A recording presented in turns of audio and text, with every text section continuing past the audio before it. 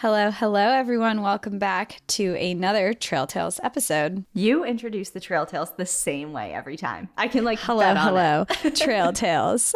I thought that right as I said it. You're like, do we start over? No, we're in it now. We're here with a lot more Trail Tales today. And the first one that I have is kind of crazy. Oh, okay. So maybe I should go first. Well, let's hear it. Okay. Mine is titled Trail Tale, Sort of. Hi, Cassie and Danielle. I'm a new listener after my brother introduced me to your podcast, and now I'm obsessed. I listen on my way to and from work every day during my 45-minute commute. I live in the Central Valley in California and drive up to the mountain in Mariposa, which sits just outside of Yosemite National Park. So thank you for making the drive more exciting. Today, I'm going to tell you about my first-hand encounter with Carrie Stainer, the Yosemite Park Slayer. Dun, dun, dun. Oh, no. You always get these stories, and it's because you did the story. Yeah. And if everyone remembers, I think it was like the fourth story we ever did. It's a serial killer that was in the Yosemite area. So this is crazy. Okay. So setting the scene. It was the summer of 1999. I was on summer break from my courses at Sonoma State University. I was working as a cashier in the Curry gift store in Yosemite National Park. Even though I grew up only 2 hours west of the park, this was my first experience ever visiting, let alone working there. I found the job listing online while I was in college and thought it would be fun to do a summer job experience. I absolutely loved working there. I met so many people who had the same idea of a quote-unquote fun summer job from all over the world. Equally, there were so many travelers from all over the world who came to enjoy the beauty Yosemite had to offer. It was breathtaking. I told my parents, who oddly enough also had never been to the park, that when I sit on the front porch of my WOB, the small shed-like cabin we lived in, and I looked up to the right, I have the most gorgeous view of Half Dome. And when I look up to the left, I see one of the tallest waterfalls in the world, Yosemite Falls. I was 21 years old and one of only a few of my coworkers who were legally allowed to drink. One night after work, my coworker Linda asked if I wanted to go to the Cliff Room at Yosemite Lodge to hang out and get a drink. I was excited to go and joined her later that evening. While we were at the bar chatting, a man came and sat in the seat next to the empty seat next to Linda. So it was me, Linda, an empty seat, then this man. Eventually, he engaged in small talk with us. I don't remember if he drank any alcoholic beverages, but I do remember Linda and I being a little silly from a few drinks. He started to become a little flirty with Linda, who was approximately 30 years older than I was at the time. He mentioned quote-unquote hypothetically meeting you ladies for dinner one night, to which Linda quickly responded with, "Oh honey, I'm old enough to be your mother," but was quick to suggest, "My friend here is about to graduate from college and would be more your speed." I was shocked and caught off guard because he appeared to be a bit older than me and a total stranger. It was difficult to hide the look on my face as my friend just offered me up like that. I said that was a sweet offer, however, I had a boyfriend. He told us to have a nice evening, left a few bucks on the bar, and said it was nice chatting with us and walked out. We didn't think much of it after that. But something struck me as odd with that man that night. Why was he there alone? Was he a park guest? Was he sneaking away from his family to have some time away? Fast forward a week or so later, we were headed to town, aka Merced, to attend the county fair. I was the only one in my friend group who had a car, and since I was the most familiar with the area, I volunteered to drive us there. At the end of the evening, we found out that the highway we took to get to Merced was closed due to a rock slide, so we had to go back to another route. We took the Highway 120 entrance back into the park. It was late, but we were rocking out to country music and singing out loud with the windows down. In the distance, we noticed some very bright lights in the middle of the meadow up ahead, then a bunch of cars parked along the side of the road, where you don't normally see bright lights or cars lined up. At that moment, the CD we were listening to started skipping and the car was suddenly quiet. It was eerie and we were all wondering what happened. The next day, we went about our business as usual. I went to work and came home. My roommate and I were sitting on the porch of the WOB when a lifer, someone who came to work in the park many years ago and has never left, came walking through the housing area and blurted out to us, "There's been a murder in the park. You should call your parents," and kept walking.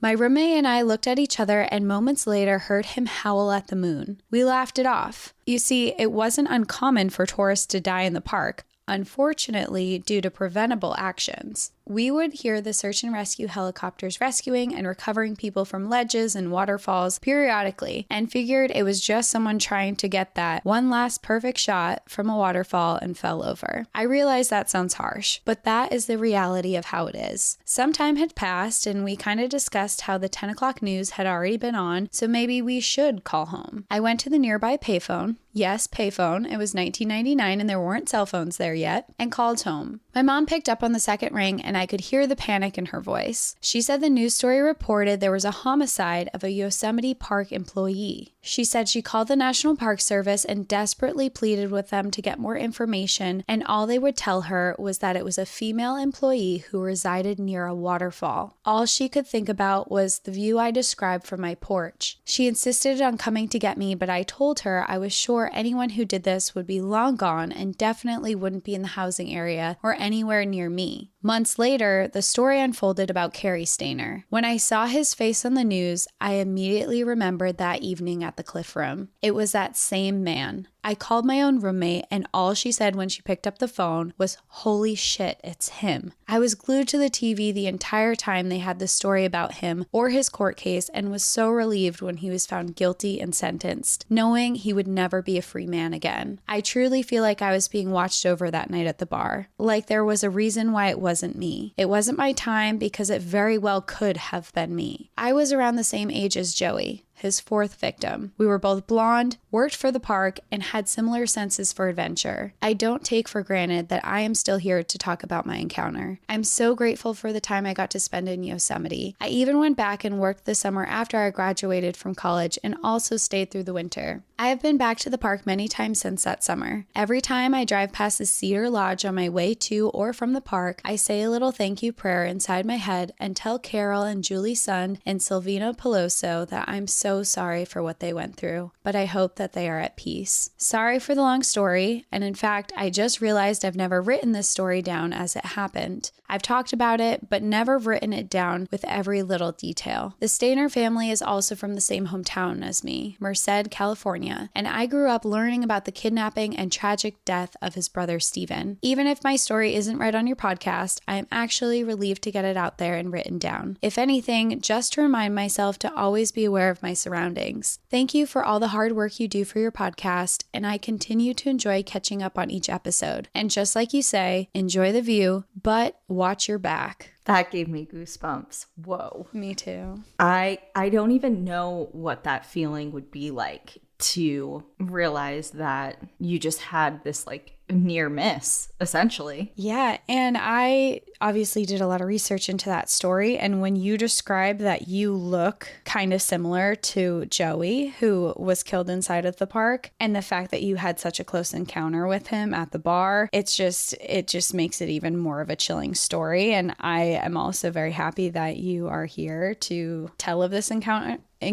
and you didn't end up a victim of Cary Stayner. I mean, that is so scary. He was obviously a very, very dangerous man. And I also really love how she was just like, I still think of his other victims every time I drive by the lodge and say a little something for them. I think that's very thoughtful. Me too.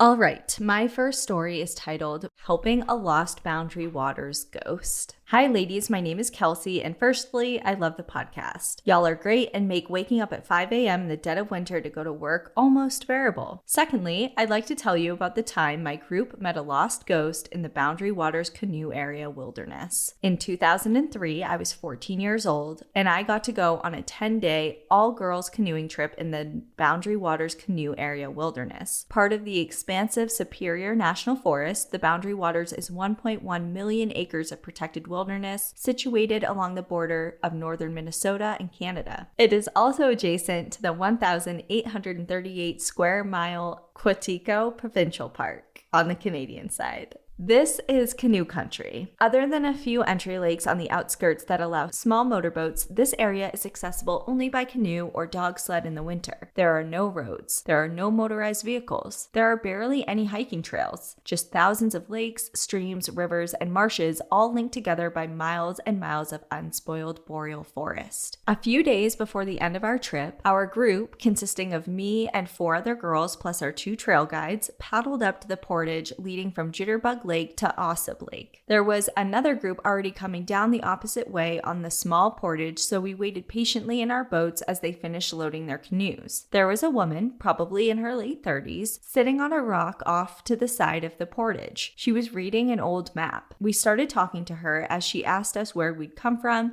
and what direction we were heading. I remember noticing what she was wearing and thinking that it was kind of strange. She was wearing khaki shorts, old tennis shoes, and white knee-high tube socks, a cotton button-down shirt, and she had these giant wire-rimmed glasses that looked exactly like the ones my dad used to wear in the 1970s. She seemed sort of confused and a bit shy, but was nice and listened as we gushed about our trip. We'd assumed that she was with the group that had been there when we had arrived, but they finished loading their boats and had left without her. In fact, they hadn't spoken to her at all. As we started unpacking our canoes, she asked us if we had a spare map she could have. She said that she was with a group and that someone had gotten sick and they needed to find a way out to get it to a phone or a ranger station. Being the prepared young explorers we were, we did indeed have an extra map and quickly dug it out of a pack to give to her. Before we could ask her any questions or give her directions, she thanked us profusely and turned and walked down the portage. We started making our own way down the trail less than a minute later. Now, this portage is only about 15 rods long. In case you aren't familiar, a portage is the pathway between 2 bodies of water, and they are usually measured in rods. A rod is about 16.5 feet in length, the length of an average canoe. So a 15-rod portage is a little under 250 feet long. It is just a narrow footpath surrounded by dense forest on all sides. It took us a couple of minutes to make our way to the lake on the other side. We all kept an eye out for this woman or other members of her group as we made our way down the trail, hoping to see if there was something else we could do to help, as it sounded like an emergency and we were very deep in the wilderness. She was nowhere to be seen. We met no one else on the trail. At the end of the portage was a small landing and a big marsh with a narrow channel of water that went straight out for a while before opening into a medium-sized lake. It would have even taken the fastest paddlers more than a couple of minutes to canoe out far enough to not be seen from the portage. There were no canoes anywhere in sight, not even on the lake itself. Remember, we had followed her down the path within seconds, and there's literally nowhere to go. Venture off the path in any direction, and you're walking into thousands of acres of raw wilderness. This woman had no gear with her, not even a water bottle, just cotton clothes, those old school glasses, and our map. She had just vanished. We threw our packs into our canoes and pushed out onto the water, paddling in silence for a few minutes before one of our trip leaders finally blurted out, "Okay, can we all agree that that was a fucking ghost, right?" This broke the tension and we all exploded with a chorus of, "Oh my god, I know, right?" We did a couple of more portages that day, including gleefully showing up a group of overly helpful teenage Boy Scouts as we flipped our canoes onto our shoulders and solo carried them down the trail, but we never saw that woman again. I think about her every so often and have so many questions. If she was with a group, then why was she sitting on a rock by herself? Where was the rest of her group or her gear? What was wrong with the map that she was reading? Why didn't she ask us if we knew where the ranger station was? The more I think about it, the stranger it becomes. I hope that if she was a lost ghost trying to find her way out of canoe country, that our map helped her find her way to peace. And I'm happy that her spirit felt comfortable enough to approach such a ragtaggle group of smelly preteens turned wilderness women. Happy trails, and as always, enjoy the view, but watch your back, and always carry an extra map. Kelsey. I think it's so funny if this was actually a real woman and she's listening to this episode and she's like, I exist. I am real, and I was actually lost. Like, I was lost, my group had my gear. And I'm just unprepared, so I didn't have a water bottle, and I have a vintage style, and that's why she's I'm like, I was rescued clothes. that day. Search and rescue found me that day. I'm not a ghost. Imagine that person hears this. Kelsey gets the answers she's been dying for since 2003, over 2 decades. We need to find you. Where are you? Ghost woman. Ghost woman. We'll see. I mean, who knows? Stranger things have happened. That's true. That's true. You never know. It's your job to find her now. It's on you. We passed the torch. We did our job. We were the messengers. You now have a duty. Figure it out.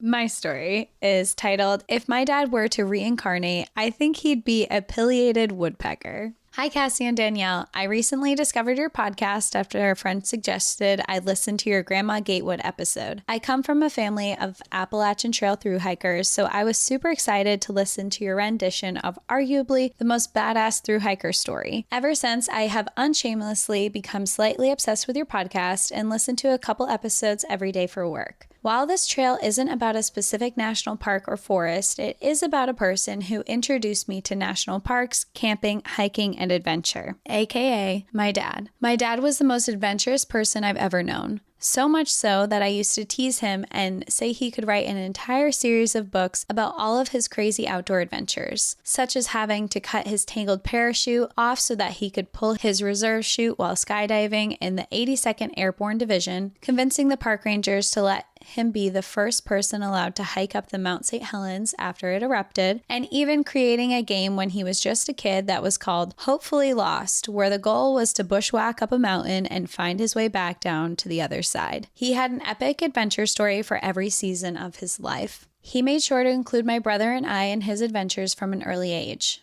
My first trip being to Olympic National Park at less than a year old. Growing up, we'd skip school for a week or two almost every year to go on vacation to see national parks and monuments. My mom and dad's view on it was that we'd learn so much more in those weeks exploring nature than we ever would in school. They were so right. One of the things we'd like to do on every national park trip we took was find out what types of birds were native to the area so that we could keep an eye out for them. We especially enjoyed seeing all the different types of woodpeckers around the country.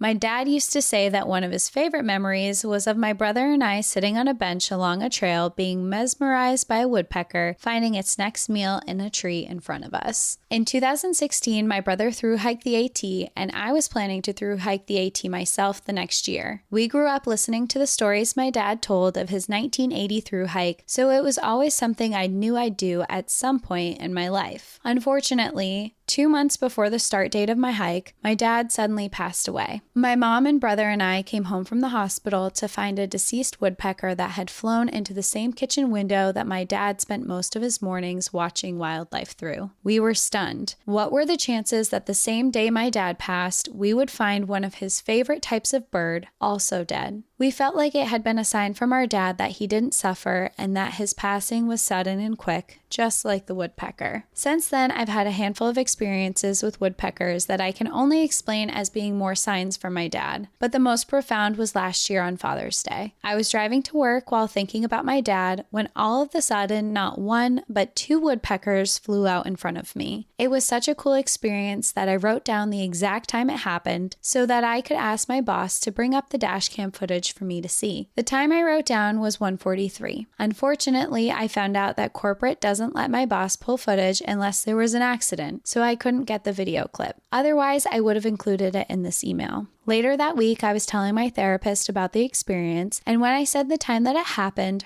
her jaw dropped. I had no idea, but she told me that apparently 143 is code for I love you, because I is 1 letter, love is 4 letters, and you is 3 letters. After hearing that, it just solidified to me that coincidences can't be real. Listening to you both explain the histories and stories about some of the parks that my dad took my family to has made me gain a new appreciation for them all. I was an angsty teenager for some of the trips and took them for granted. I plan to revisit them all, starting with the Grand Canyon later this week. Attached are a photo of me and my dad on our first national park trip to Olympic, a screenshot of the text I sent my mom after seeing those woodpeckers last Father's Day, and both a photo of my dad on the Knife Edge Trail in Katahdin during his thru hike and a photo of me at the very same spot during my thru hike almost 40 years later. I like to believe that we're never alone and our loved ones who have passed are always trying to find a way to show their love. You just have to enjoy the view and remember to always watch out for their signs. Kirsten. You know, I'm a sucker for a sign.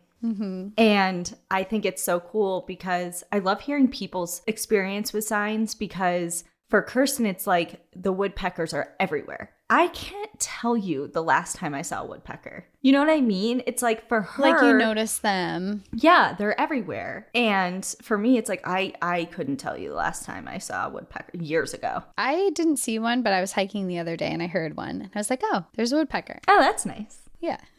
But yeah, so I just love like when you take notice, and especially to things that you're like, oh my God, like I can't even believe, like just some further solidification, you know, like the 143 thing she didn't realize until after, and it gave it new kind of like bolstering up, you know what I mean? And Definitely. I have something for you so that it's a coincidence, but so you know No how such thing.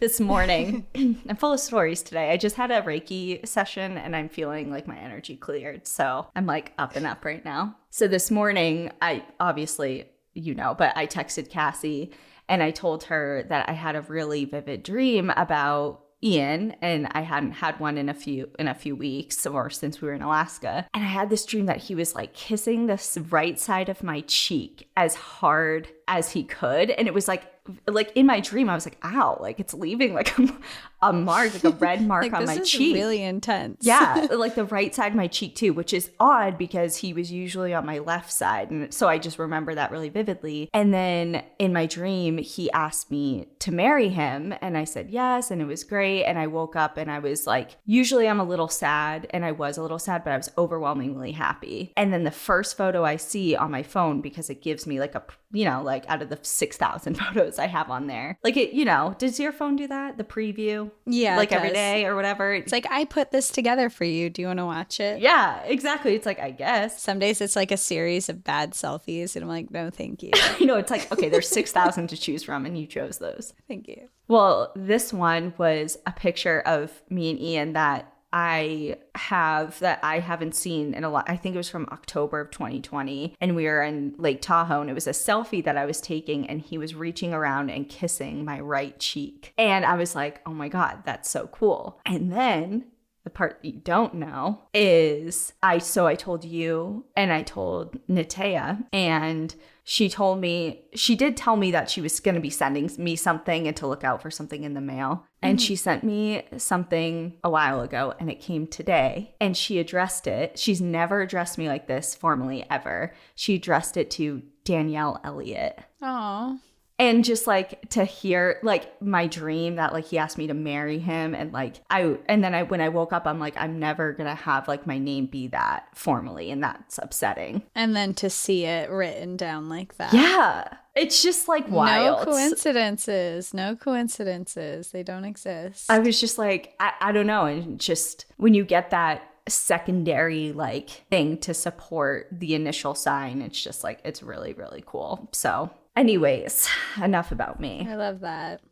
All right, so my story is titled Ghost Children and a Hungry Mountain Lion Gave Me Childhood Trauma. Hi, Danielle and Cassie. Before I start my super long trail tale, I would like to take a moment to say thank you very much for this wonderful podcast. As someone who has never had an interest in national parks, you two have really given me the motivation to actually seek out these amazing places. I found your podcast while in the process of moving, which was a really tough experience for my family and I. So your voices and tales have really uplifted my spirits throughout these months, and for that, I am so grateful. But anyways, sorry for gushing. Back to my trail tale. Well, thank you for listening, because that's very meaningful that people actually want to listen to us. It is. And I can't believe you have no interest in national parks.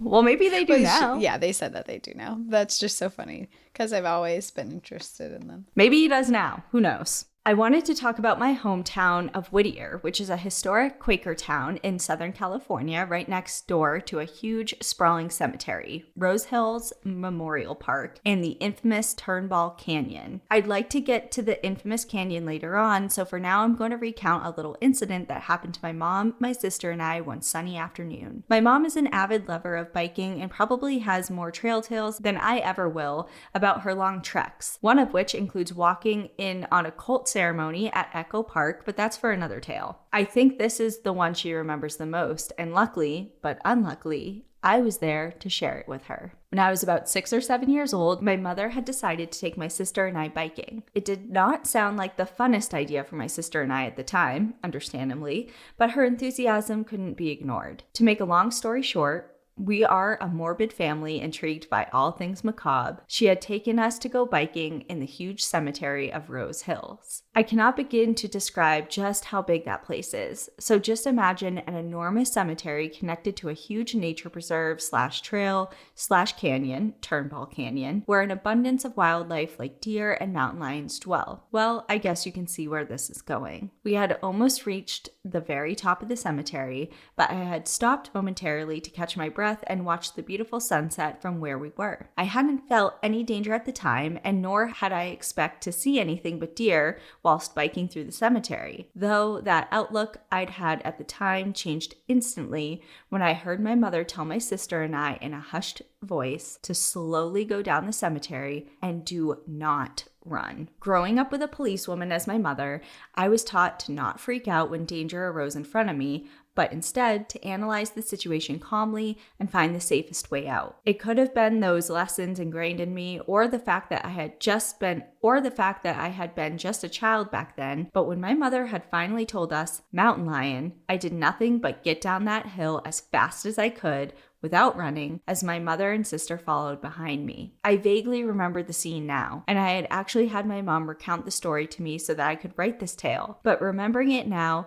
has made me laugh, and has also given me a newfound fear of mountain lions, especially after hearing the tales you share in your podcast. Fair. My mom said that it was a huge mountain lion, close enough to us that she could see it as clear as day, and that it had been digging through one of the trash cans of the cemetery, most likely searching for food. She also stated that if the mountain lion had pursued us, she would have hidden my sister and I in other trash cans while we kept our bikes above our heads to prevent the lion from getting at us. I'm not sure how effective that would have been, but I'm glad we never had to test that out. And if I'm reading that clearly, she would have put her kids in the trash? I think so. Like as like a protective, like, berry? I feel like that's like it's like, yeah, for your protection, get in the trash can. Like, go. I don't get it. I mean, I guess maybe that's like two little kids, like trying to keep track of them while you're being pursued by a predator. It's easier to just like dunk them in the trash Get can. in the trash can, get out of my way. Yeah. You're safe in here. Put some rocks.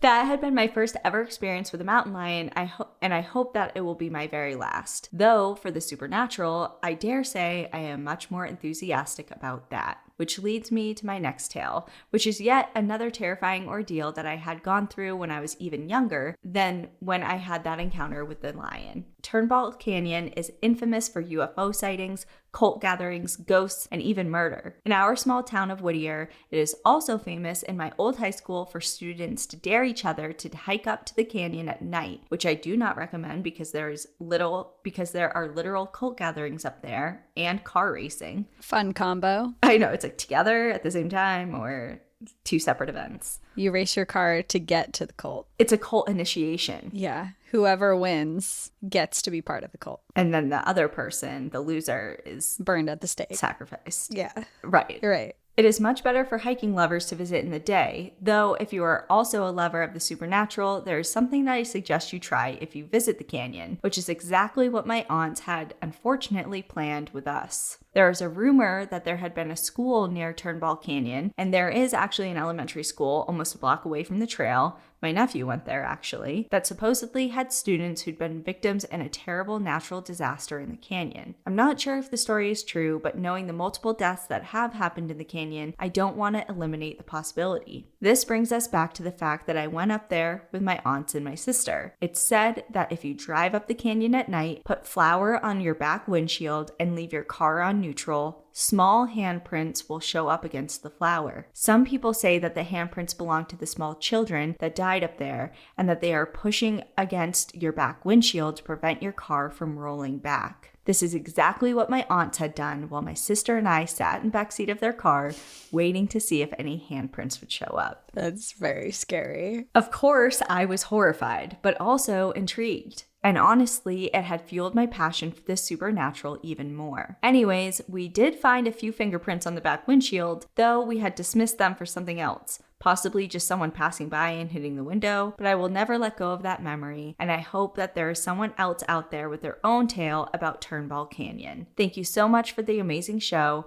I tell everyone about it, including my aunt who lives in Alaska. If my story isn't read, I just want to let you know, Danielle and Cassie and listeners, that I hope your future trip up there is swell. I can't wait to hear all about your adventures. Also, I hope this spooked you, but I hope it intrigued you, because finding fingerprints of dead children on your back windshield to prevent you from falling to your death in a haunted canyon infested with UFOs and cults is truly terrifying. Turnbull Canyon is definitely a place where you can enjoy the view, but I recommend you watch your back, or just let the ghost children do that for you. Much love, Owen. And here we are with one more story from Danielle, because I'm Danielle's Trail Tales. This is my Trail Tale episode. This, and I don't know if this is the same canyon or same like area or whatever, but this unlocked a memory for me. Did you have children handprints on the back of your car? No, I remember one of the first stories my dad ever told me. So again, my dad was like, he talked to me like I wasn't a child. Like he shared things with me and spoke to me like I was an adult, even as a kid. And I remember so vividly him telling me this story. Like I can hear his voice right now telling me about a very similar story, but I believe that it's something he saw on like a paranormal show or like, you know, whatever. And he was just retelling me. And it was the same thing, but it was with, I don't remember it being in a canyon, but I remember him saying that it was a school bus of children that were on that got stuck on train tracks, and a train came and hit the bus and all the kids died. And on that area of tracks now, people will go there and do this flower thing, and little handprints will show up in the back of their car, and people will hear kids chanting like on EVPs, like, gotta get them off the tracks, like that, and like pushing their car off of the tracks. And my dad told me that when I was like 6. Crazy. When you were 6. Oh my God. That would give me nightmares. So it's very similar to Owen's. Like, I mean, it is very. He just said that. They just said that. Yeah. It's like, very similar. I mean, you're going out doing the same thing. Put flour back of your car. Look for the noise. The voices. So maybe it's the same. I really want to say it was train tracks and a school bus instead of a natural disaster in a canyon, but it's very, very similar. So if someone has seen that episode of whatever the hell my dad was talking to me about in like please the late let 90s, us know. Early 2000s, please let me know. I'm scared. I don't want to go there. I want to know because I don't ever want to go there. So you want someone else to tell you? I want someone to tell me where it is precisely so I never am there. Oh, got you. Yeah, so you can avoid. Yeah. My story is titled Experiencing a Trail Tale While Listening to Trail Tales. Hello, my name is Kelsey. I've been a huge fan of your podcast since I heard your collab with Morbid. You have inspired me to get back into hiking, camping, and enjoying the outdoors. Something I haven't really done since having my kids, but I never thought I would have any trail tales to share with you all. Well, last weekend that changed. One of my favorite hiking activities is to go hiking at one of our local parks that has a nice trail system after work with my dog, Cleo. I live in upstate New York, and the park we go to is 300 acres of woods and trails. On this particular day, Cleo and I chose a trail we don't do often. There were no other cars in the parking lot, and I was grateful to have the park to ourselves. I popped in one AirPod, not 2 because that would be unsafe, and put on a Trail Tale episode that I had downloaded to listen to during the hike. We were about a mile in when on a whim I took an offshoot of the main trail that goes up a 20 to 30 foot ridge before coming back down to meet with the trail again. We got to the top of the ridge when Cleo suddenly sprinted forward and disappeared behind a big tree. As I'm walking more quickly to catch up with her, I heard something climbing up the tree and saw a medium-sized blur crawl up the side. I didn't get a good look at it, but my first thought was that it had been a raccoon. When I caught up to Cleo, she was pushing a fat, dead squirrel around on the ground with her nose. While I tried to get her away from the squirrel, I looked up into the lowest branch of the tree, only to make direct eye contact with a bobcat, less than 10 feet from where we were standing. My heart sank, and that feeling of pure disbelief and light panic began to set in. I grabbed Cleo's collar and kept my eyes on it as I tried to back away quickly, but not too quickly and also not too slowly. I realized while looking at it, it was young, definitely not full grown, but bigger than a baby. Then another wave of panic set in. Where is the mom? At this point, Cleo lost interest in the situation and was totally oblivious to my panic and continued down the trail like nothing was happening. I attempted to follow and slipped on wet leaves, almost accidentally hurling myself over the ledge of the ridge, all while thinking in my head, you'll never know if a big cat is stalking you. In between, fuck,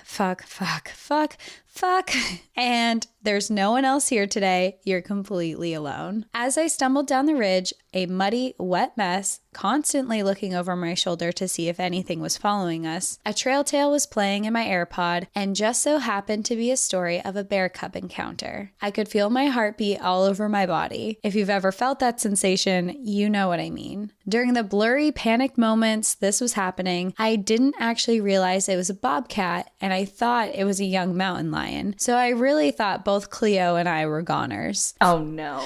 That is actually... those are very different. Yeah, extreme. At first I was like, I mean, seeing a bobcat within 10 feet of you, especially being startled by any type of wildlife is jolting at first. But a bobcat's like, oh. But to think it's a mountain lion? A mountain lion is like, oh my God, yeah, we're goners. It's in the tree somewhere about to slit my throat. Yeah. A bobcat, it's like, all right, I'm going to get scratched up for sure. They go on to say, so yeah, not only did we somehow startle a young bobcat, but also disrupted it while it was eating, while listening to someone else's terrifying encounter with a bear cub, and made it through without being attacked by the mom bobcat. It was all very meta. Thanks for reading. I'll be watching my back for the foreseeable future. Kelsey. Okay, so I have a question. What's meta mean? It's really, I tried to read it like I knew what they were saying because I want to be part of the young crowd, but I feel like it means like it was all very like trippy, maybe, like because they're saying that it was a trail tale within a trail tale that was happening. It says it's like, that would be so meta. Meta is when something refers back to or is about itself, like a book about books or a meme about memes. So like Inception, like an Inception kind of thing. Yeah, a dream. Like you're listening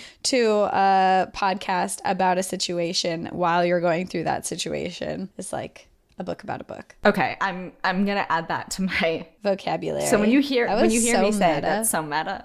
It's so meta. God, are we not old? Making fun of you, Kelsey? I'm just like, I'm not making fun of you. We just honestly don't know the lingo of you kids these days. What if Kelsey isn't a kid? Kelsey said they have kids. That doesn't mean anything. She could still be younger than us. We're old. Because she has kids, she knows the lingo. Right. It could really go either way. It could go either way. Either way, you know more than we do. You're right. Exactly. All right, my last one is titled Glaciers, Feathers, and a Little Magic from the Universe. Hey, Cassie and Danielle. My name is Wendy. You can use it. And like most who write in, I'm a big fan of the pod. You guys do an amazing job of storytelling while sneaking in lessons on history, science, and so much more. My nerdy, outdoor-loving brain loves it. I look forward to my few hours with you every week, so thank you. I often think of this story when I listen to your Trail Tale episodes. I'm just a master procrastinator, and it's taken me forever to actually sit, focus, and write this down. I too believe that there are no such thing as coincidences, which is how this story came to be. I live in the outskirts of Seattle, Washington, just off of Bainbridge Island. Like many in the Northwest, I spend a great deal of my free time outdoors. I never tire of how beautiful this area is. This happened in late summer of 2020. As we all know, 2020 was pretty much a dumpster fire. I was struggling, as many of us were. 6 months prior to the COVID lockdown, I ended a 5-year relationship. I was grieving the loss of what I had pictured my future to hold, moving out, figuring out what I wanted, and starting over at nearly 40. I'm an ER nurse. All the stress of the unknowns with COVID was huge at the time too. My ex had been my go-to adventure partner. We spent all of our free time climbing the local peaks, backcountry skiing, kayaking, etc. I felt confident having someone with me whose strengths complemented all of my self-perceived weaknesses. Now I was learning to adventure alone, seeking out new relationships, and at the time, I felt like a complete imposter. I'm not sure exactly who reached out to who, but somehow a few friends from a climbing course I had taken a few years prior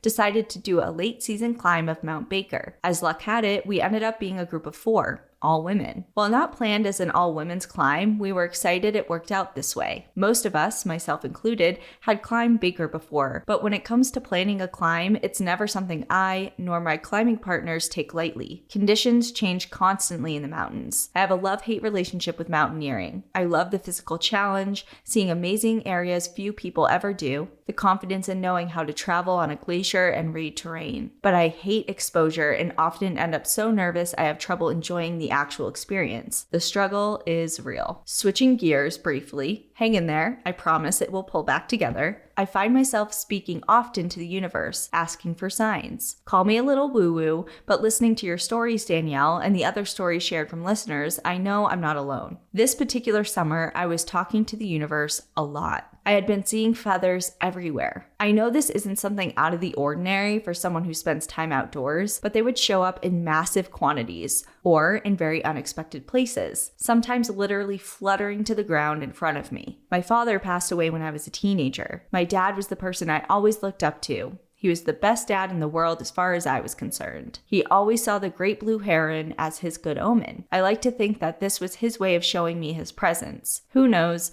but I like believing this story, and our reality is what we make of it, right? Back to the climb. The night before, I was packing and talking to my brother on the phone. We aren't the most up-to-date on current movies type of family, and he was telling me how he had just watched the newest remake of Dumbo. He reminded me of the quote by Stephen King, "Dumbo didn't need the feather, the magic was within him." It made me smile, and I decided to follow my brother's lead on old-new to me movies and put it on in the background while I was organizing my gear. Jump to the next day. We all met at the trailhead in the afternoon and hiked into our camp. It was a beautiful, calm night. My stomach was doing flip-flops as it does before any mountain adventure I get myself into. We had a great lighthearted conversation that helped ease my jitters, and I have to laugh because I think it was mostly 4 women sitting around a camp talking about pooping in the woods. We went to bed early as we had an alpine start that was going to arrive before we knew it. I don't think I slept well, but I did have a calmness that I hadn't experienced pre-climb in the past,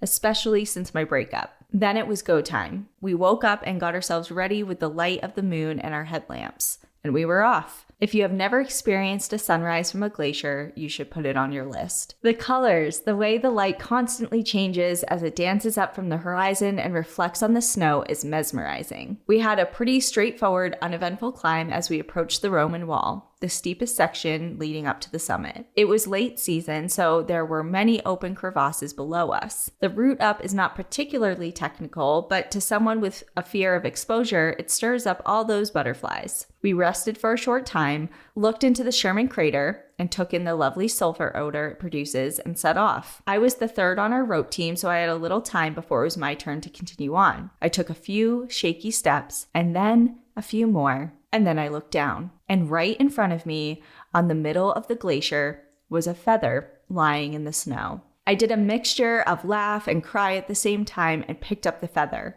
All of a sudden, I felt confident that I had this. My dad was right there with me. I put the feather in my pocket and took in the amazing views as I huffed and puffed my way to the summit. Once we were there, I reached back in my pocket, but the feather was gone. I smiled and almost laughed again. Just like Dumbo, I didn't need that feather. The magic and the ability was within me. I had never felt more proud of myself and so deeply connected with spirit, whatever that may be. We safely climbed back down and packed up camp. For the first time in a long time, I felt confident that I could do whatever it was that I decided I wanted to accomplish. I didn't need my ex as my crutch anymore. I won't say I haven't struggled since. Life is always an ebb and flow of giving us challenges, showing us awe, and then handing us yet another chance to grow even more. I've moved away from mountaineering this last year and spend more time now hiking and attempting to trail run with my dog. Just because it's there doesn't always mean we have to climb it. There are a million ways to enjoy the outdoors. No one is better than the other. So find your feather, get outside, and share the magic that is within you. Thanks for taking the time to read my tale. I've been wanting to put this in writing for quite some time, and your trail tales gave me the nudge to get this down on paper. Thank you for the hours of entertainment you have given me. I look forward to many more. Wendy. I I love that. I also totally forgot that that was a saying in Dumbo because I haven't seen it since I was a child. And I love that they ended this story with, it turned out I didn't need the feather. I had it all within me the whole time. I love that sentiment. It's just so warm. Like, this was such a happy, empowering It's a good trail tale to end on. Yeah, really. Wendy, you go, Wendy. You go, Wendy. Wait, was that really the last one? Yeah, because now we have our outsiders. Oh, okay. All right. Yeah. I was like, wow, that felt short. Okay, cool. All right. So thanks everyone for listening. Keep them coming. We can't wait to do more. And for outsiders, we have 2 more to share with you as always. And if you'd like to listen, you can listen on Patreon, or we have Apple subscriptions as well. So we have both those. They're in the show notes. Click on the links. You can join us, listen to those last 2. We also have a ton of other bonus content on there as well. Not just Trail Tales, but we do bonus stories every month as well. That's right. Every Trail Tale episode is ad-free. Sure is. All right. So let's get on over there. Everyone, thanks for coming and enjoying some tales with us. We'll see you next time. In the meantime, enjoy the view. But watch your back.